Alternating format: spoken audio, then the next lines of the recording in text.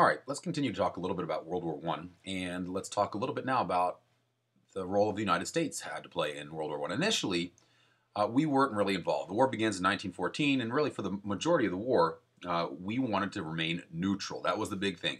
The United States didn't want to be involved. This was over there. If the Europeans want to go ahead and have at it, we're more than willing to let them. So there were lots of people in the United States who didn't want to be involved in this war. Some of them didn't want to be in the war for nationalist reasons. We had certain immigrant groups like the Germans who didn't want to be involved in the war because they understood, they could see the writing on the wall, that if we got involved, it was bad news for Germany. It was bad news for their relatives back home. And so they very strongly wanted us to stay out of World War I because they knew we would get involved in the side of the British.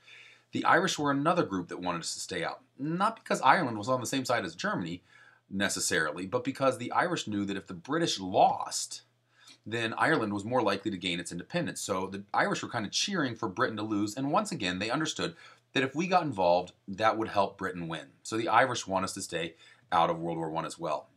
Other people wanted us to stay out of war for political reasons. There were people who were pacifists, in other words, who didn't believe in violence.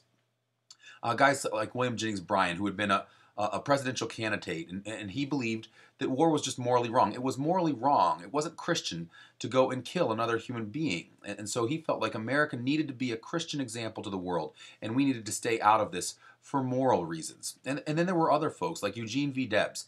Eugene V. Debbs was a socialist, and he saw this as just greed. This is a bunch of wealthy, greedy, capitalist imperialists who just wanted more and more access to markets, more and more raw materials, and that this was really an abuse of the working man, that all these rich guys wanted to go fight the war so they could get richer, and who were the ones dying? The average, everyday working Joe. And so they opposed it because they felt like this was just another way to oppress the working guy. And so Eugene V. Debs, actually the father of the American Socialist Party. Nonetheless, despite these reservations, the people in the United States did generally sympathize with the side of Britain and France.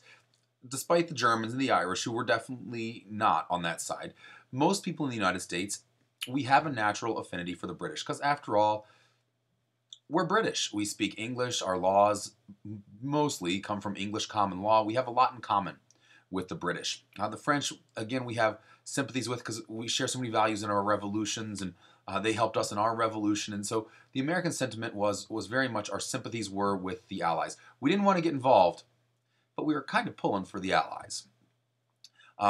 As far as, again, the prevailing sentiment in the country, what we actually thought we should do, we didn't feel like our national interest was directly threatened. So even though we were hoping Britain and France won, this was not directly affecting us. It was 3,000 miles away. It was all the way across the Atlantic Ocean.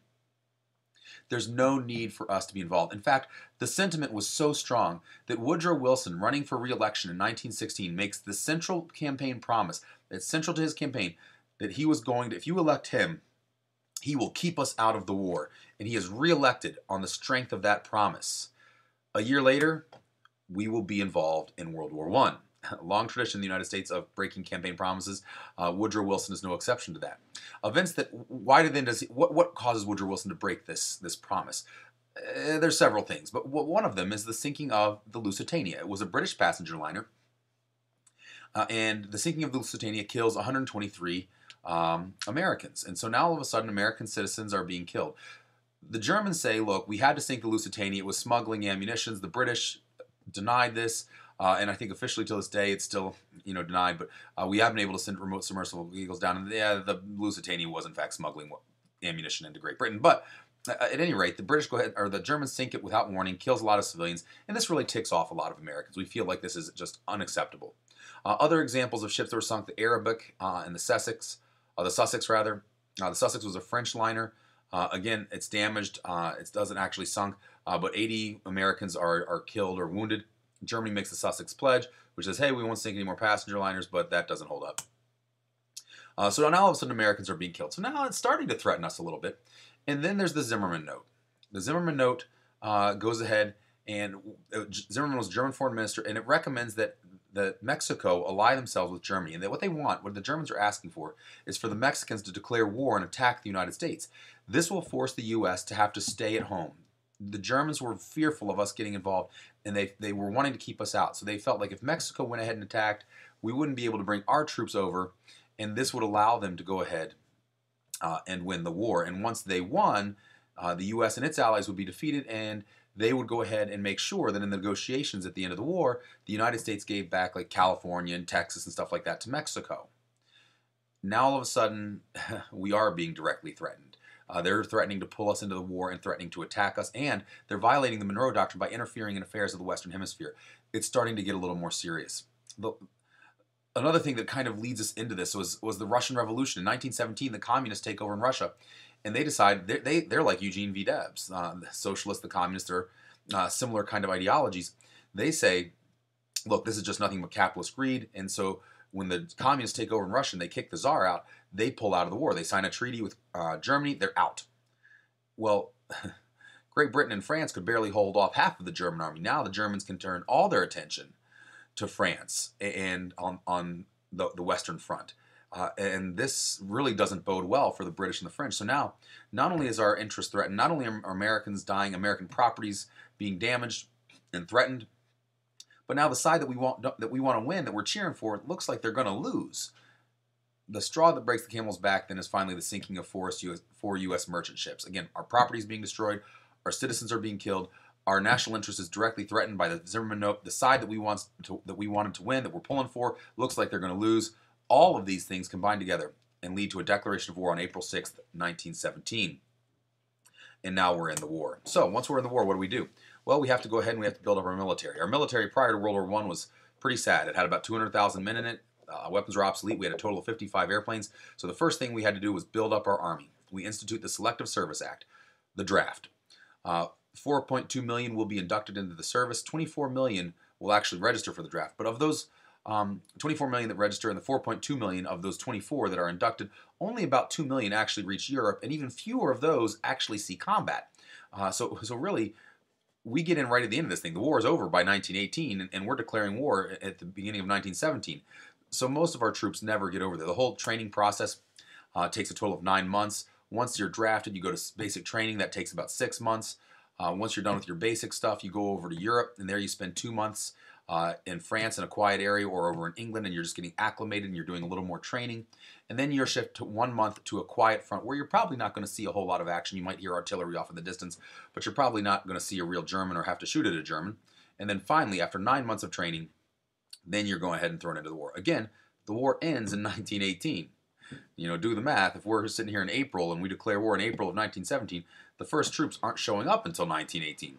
So really, we have very few soldiers that actually see a ton of combat in World War I. Nonetheless, that additional force proves to be decisive.